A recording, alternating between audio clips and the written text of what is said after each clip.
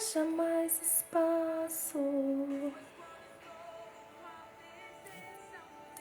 Viver é transformador.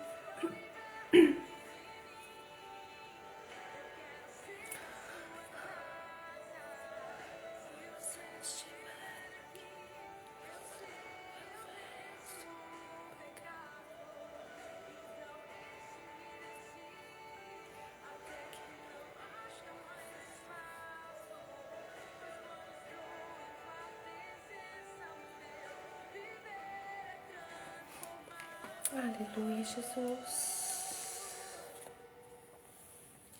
Louvado seja o teu nome.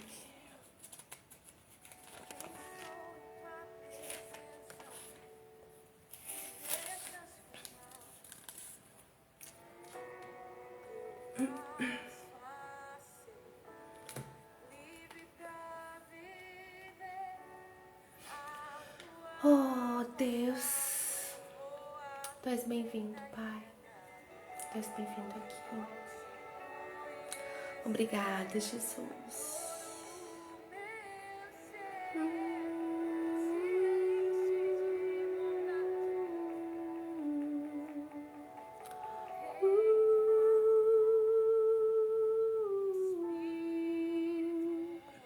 Sobre a carne. Bom dia, bom dia. Deus abençoe vocês. Glória a Deus. Shalom, shalom. Bom dia, Projeto Vida.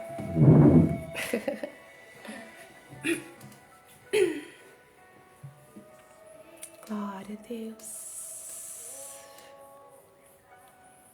Louvamos o teu nome, Pai. Louvamos o Senhor, exaltamos o Senhor. Entronizamos a tua presença aqui, essa manhã, iniciando o nosso dia contigo, entregando nossas primeiras horas do dia. Que privilégio, Pai, poder nos achegar a Ti e saber que o Senhor está pronto. O Senhor está preparado para quando quisermos, Deus. Obrigada por isso. Obrigada, Pai. Obrigada por nos amar primeiro. Obrigada, Jesus. Vamos começar então? Hoje nosso capítulo será o 8.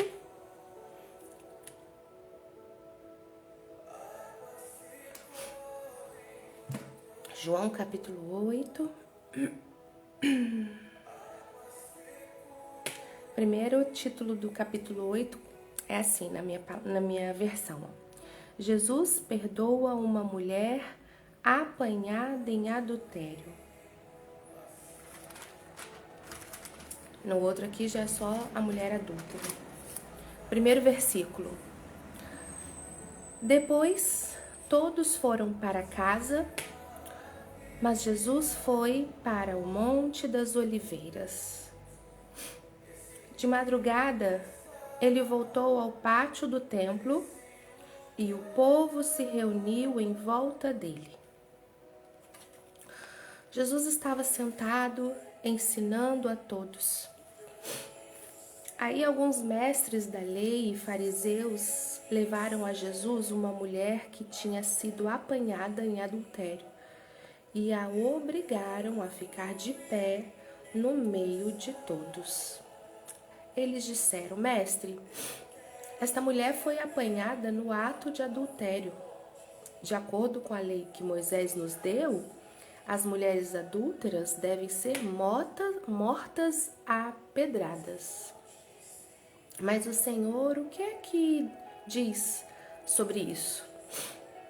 Eles fizeram essa pergunta para conseguir uma prova contra Jesus, pois queriam acusá-lo. Mas ele se abaixou e começou a escrever no chão com o dedo. Como eles continuaram a fazer a mesma pergunta, Jesus endireitou o corpo e disse a eles: Quem de vocês estiver sem pecado, que seja o primeiro a atirar uma pedra nessa mulher. Lá, versículo 8. Depois abaixou-se outra vez e continuou a escrever no chão. Então, Jesus escreveu 2 vezes, né? Rapidinho que eu vou anotar aqui. Vou fazer umas... Deixa eu fazer minha anotação, marcação. Continuou a escrever no chão. 9. Quando ouviram isso, todos foram embora, um por um, começando pelos mais velhos. Ficaram só Jesus e a mulher. E ela continuou ali, de pé. Então Jesus endireitou o corpo e disse: Mulher, onde estão eles? Não ficou ninguém para condenar você. Ninguém, Senhor. Não, ele fez uma pergunta, né? Mulher, onde estão eles? Não ficou ninguém para condenar você? Aí ela, ninguém, Senhor, respondeu ela. Jesus disse: Pois eu também não condeno você. Vá e não peques mais. Glória a Jesus. Versículo 12. O título, a partir desse versículo 12, na minha versão, é Jesus, a luz do mundo. Versículo 12. De novo, Jesus começou a falar com eles e disse: Eu sou a luz do mundo. Quem me segue nunca andará na escuridão, mas terá a luz da vida.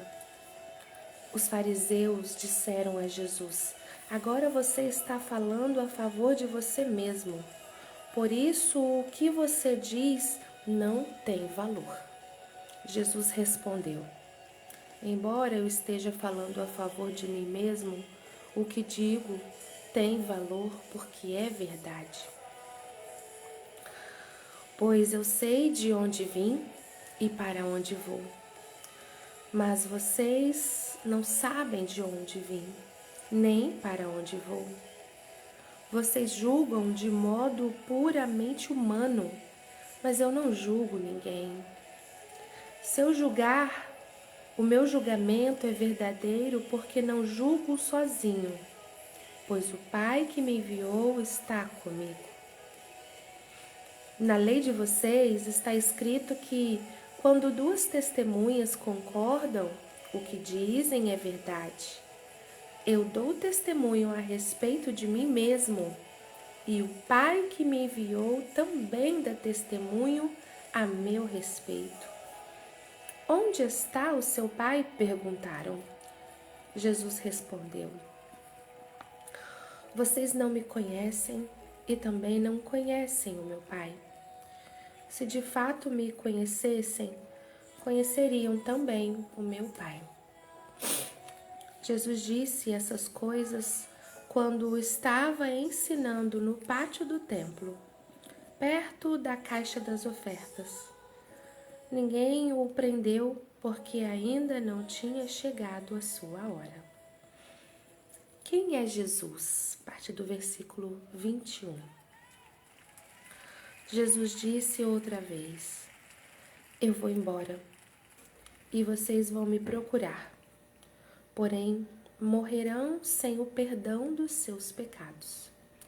Para onde eu vou, vocês não poderão ir. Os líderes judeus disseram: Ele diz que nós não podemos ir para onde ele vai. Será que ele vai se matar? Jesus continuou: Vocês são daqui de baixo e eu sou lá de cima. Vocês são deste mundo, mas eu não sou deste mundo. Por isso eu disse que vocês vão morrer sem o perdão dos seus pecados. De fato, morrerão sem o perdão dos seus pecados, se não crerem que eu sou quem sou. Quem é você? Perguntaram a Jesus. Ele respondeu: Desde o começo eu disse quem eu sou. Existem muitas coisas a respeito de vocês das quais eu preciso falar e as quais eu preciso julgar. Porém, quem me enviou é verdadeiro, e eu digo ao mundo somente o que ele me disse. Eles não entenderam que ele estava falando a respeito do Pai. Por isso Jesus disse: quando vocês levantarem o Filho do Homem, saberão que eu sou quem sou. E saberão também que não faço nada por minha conta, mas falo somente o que o meu Pai me ensinou. Quem me enviou está comigo e não me deixou sozinho, pois faço sempre o que lhe agrada. Quando Jesus disse isso, muitos creram nele. Aleluia, Jesus. Quem me enviou está comigo e não me deixou sozinho, pois faço sempre o que lhe agrada. 31.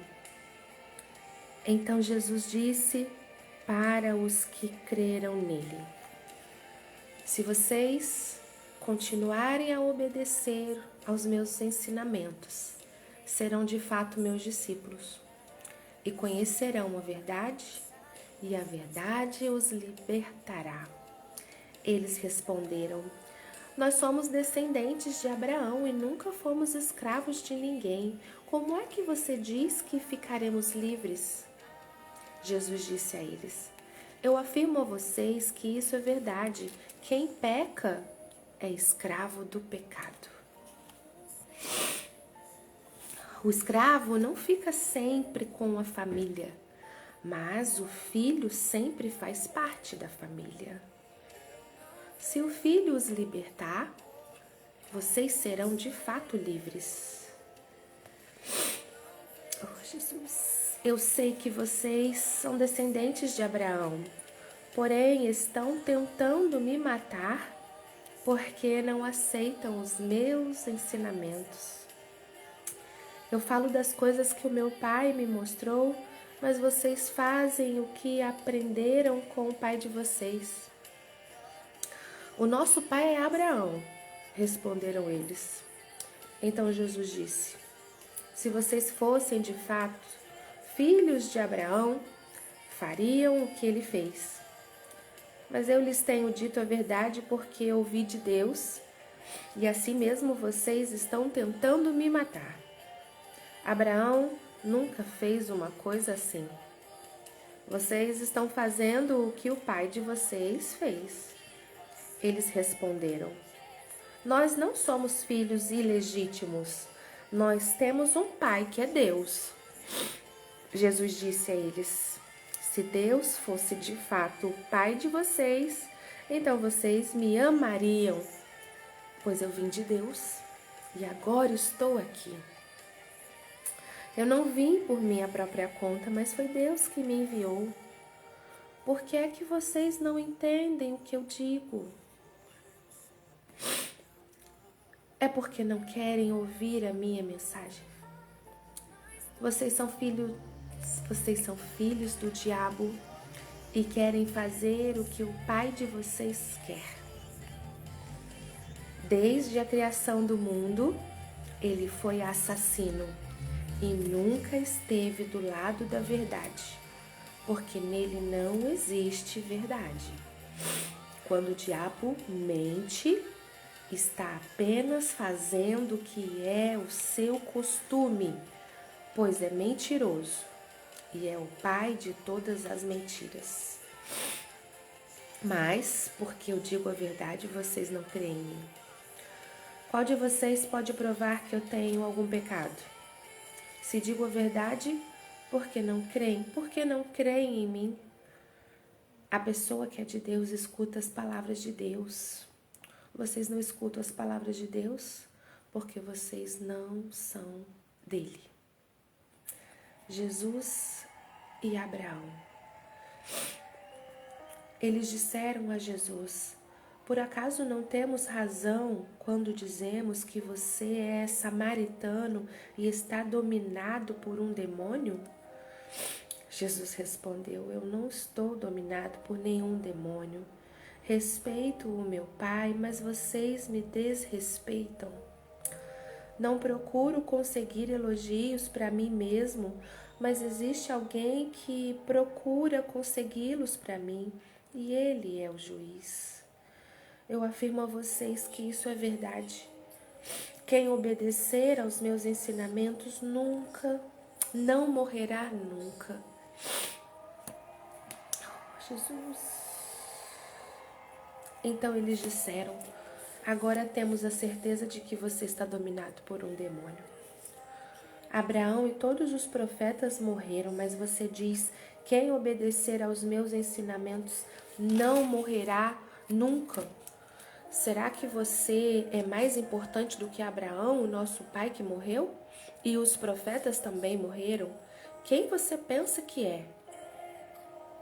Meu Deus, gente. Ele respondeu: se eu elogiasse a mim mesmo, os meus elogios não valeriam nada.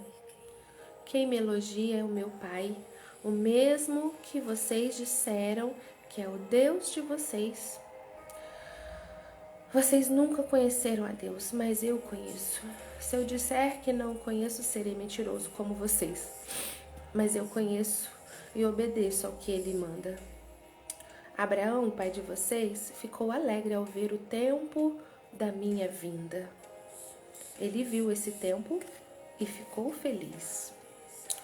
Você não tem nem 50 anos e viu Abraão? Perguntaram eles. Eu afirmo a vocês que isso é verdade. Antes de Abraão nascer, eu sou, respondeu Jesus. Então eles pegaram pedras para atirar em Jesus. Mas ele se escondeu e saiu do pátio do templo. Meu Jesus. Que capítulo forte, né? Meu Pai. Eu fico pensando, querendo julgar esse povo, mas eu tenho um receio de que se fosse nos nossos dias, seríamos como eles. Jesus na frente, falando, provando, fazendo feitos, milagres, e eles não acreditavam. E faziam cada indagação, meu Pai. Qual versículo vocês querem compartilhar aí? Enquanto vamos vendo, vamos orar ao Senhor. Oh Deus, como tem sido um prazer e um privilégio, Pai, iniciar o dia na Tua presença, lendo e meditando da Tua palavra. Hoje no capítulo 8, esse capítulo que começa com a história da mulher adúltera, e no decorrer de todos os outros versículos, vemos a incredulidade do povo mediante a presença e os feitos do Senhor Jesus, e mesmo assim, a dificuldade de crer que Ele era o Messias. Oh Pai, que possamos absorver da Tua palavra, entender, aprender, e se em algum momento nós nos comportamos igual esses, Pai, oh Jesus, transforma o nosso coração, transforma o nosso caráter, transforma a nossa mente. Oh Espírito Santo de Deus, nós damos total acesso ao Senhor em nossas vidas, para fazer a Tua vontade, o Teu mover, o Teu querer, e fazer em nós a Tua vontade, e através de nós, que possamos ser instrumentos mesmo em Tuas mãos, Pai. Obrigada, Jesus, obrigada por esse momento, que juntos estamos aqui aprendendo do Senhor. Amém e amém.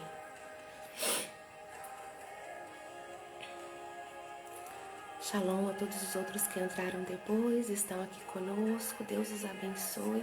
Deixa eu ler as mensagenzinhas aqui. Uma palavra de madrugada. Uau, Silas. Completa aí, o que você quer falar? Denise, versículo 30. Vamos ler o versículo 30. Quando Jesus disse isso, muitos creram nele. Glória a Deus, né? A gente tem visto no decorrer desses capítulos que existia uma multidão que estava seguindo a Jesus. Viam os milagres acontecendo e começavam a seguir. Mas quando Jesus começava a explicar quem ele era, por que ele veio, quem enviou, alguns iam embora e deixavam. Mas mesmo assim, muitos ainda seguiam e creram nele. E até tem uma passagem, acho que foi no 6, acho que foi no capítulo 6, que Jesus ainda pergunta para os discípulos: vocês também vão voltar? E eles não. Pedro fala, né? Não, Senhor, para onde iremos se só tu tens palavra de vida eterna? E as pessoas aqui eram o tempo todo presenciando essa situação, né? Alguns em momentos de esclarecimento, onde Jesus era confrontado pelos líderes, pelas pessoas, muitos ali tomavam partido, né? Ou permaneciam, ou se rebelavam e ficavam do lado dos líderes judeus, dos fariseus.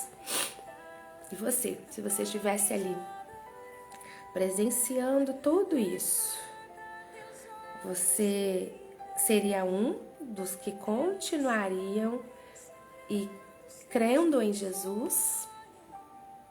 Ou você seria um que faria essas perguntas?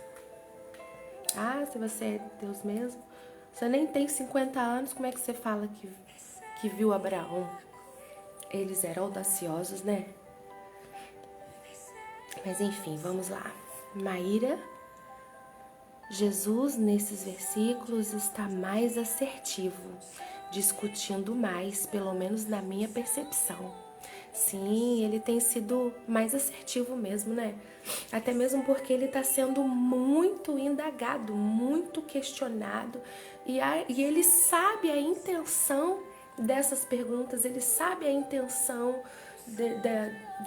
dessas indagações. É para colocá-lo contra a parede, né? Aqui mesmo, ó, na Bíblia de Estudo, faz um comentário. Por que eles levaram a mulher adúltera para Jesus? Por quê? Aqui, ó, diz assim: se Jesus se pronunciasse a favor da mulher, poderiam acusá-lo de não levar a sério a lei mosaica, a lei de Moisés. Se ele se declarasse a favor da pena de morte, entraria em conflito com as autoridades romanas. Então, gente, o povo fazia isso, as pessoas faziam isso para colocar Jesus mesmo contra a parede. Agora ele não tem saída. Se ele perdoar, a gente vai falar isso. E se ele for a favor de matar, a gente fala isso. E Jesus, com sua sabedoria, louvado seja o Senhor por isso, né? Saía com excelência dessas situações. E no livro que eu falei que a gente tá lendo, fazendo um paralelo, faz uns comentários legais. Eu vou depois comentar com você. Vamos lá. Amém.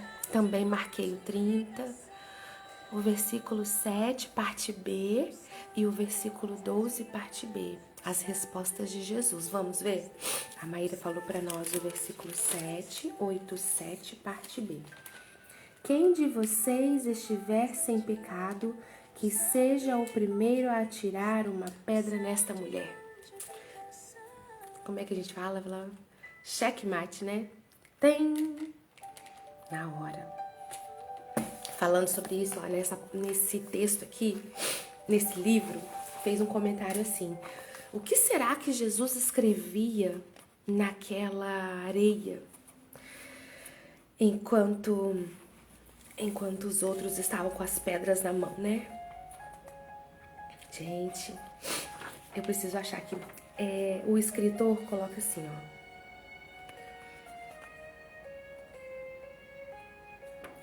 Cadê?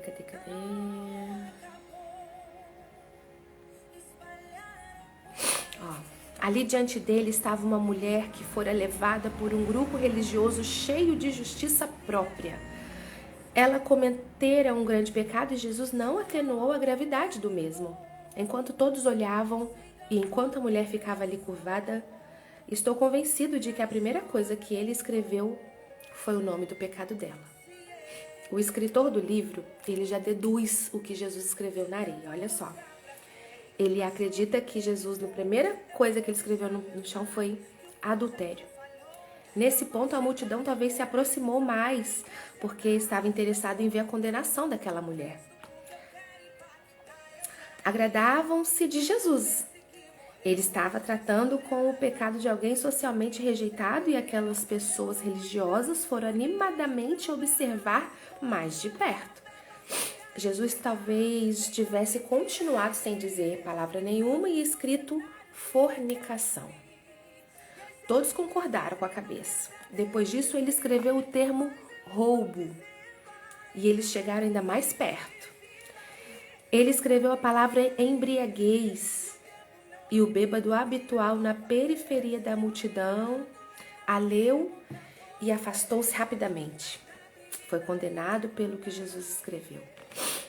A seguir veio a palavra mentiroso, e os escribas e fariseus se achegaram mais, mas 2 ou 3 pessoas começaram a ir embora. As coisas estavam ficando muito pessoais. Ele escreveu blasfêmia. E os religiosos se prepararam para matar. Finalmente, Jesus escreveu idolatria. E a multidão o apoiou 100%, concordando com tudo aquilo.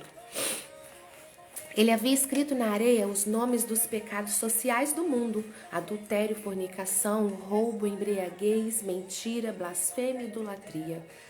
Era uma lista de pecados evidentes. Os homens que levaram a mulher a Jesus devem ter vibrado. Eles aparentemente concordaram com seu código de ética. Jesus deixou de escrever e voltou para eles e disse: aquele dentre vós que estiver sem pecado, seja o primeiro a lhe tirar a pedra. Os escribas e fariseus leram a lista de pecados no chão e não se achavam culpados deles. Eram pessoas religiosas e não rejeitados da sociedade. A maioria deles não conhecia o significado desses pecados em sua própria experiência, tais como jamais haviam sido problemas para ele. Portanto, não se sentiram condenados quando Jesus escreveu o nome do pecado de outros na areia.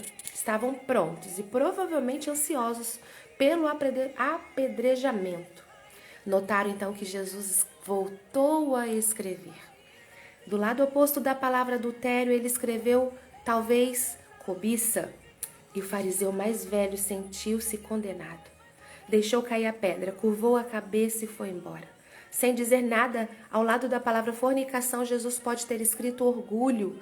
E um homem um pouco mais jovem, um tipo de indivíduo arrogante, alguém que se considerava melhor do que os outros, foi exposto pelo Espírito de Deus, porque Jesus mostrou o seu problema. Ele também deixou cair a pedra. Curvou ali a cabeça e, com lágrimas correndo pelo rosto, afastou-se dali. Em oposição à palavra roubo, Jesus pode ter escrito inveja. 3 ou mais partiram. A seguir, em rápida sucessão, houve outras palavras como ira, desobediência, extorsão e etc.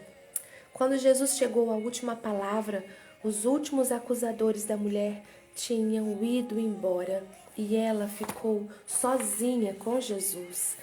João nos conta nessa história pelo menos 2 coisas sobre o pecado. A primeira é que Jesus não fez distinção entre pecados bons ou maus, entre aspas. E a segunda é que qualquer tipo de pecado pode ser perdoado e o pecador libertado. Aleluia. E ele faz mais uns comentários aqui, gente, que são incríveis. E vamos aprender e encerrar com essa palavra no sentido de não há nenhum pecado que não possa ser perdoado. E mais uma vez a gente tem o entendimento de que não existe pecadinho e nem pecadão. Todos os pecados são considerados no mesmo nível para o Senhor Jesus.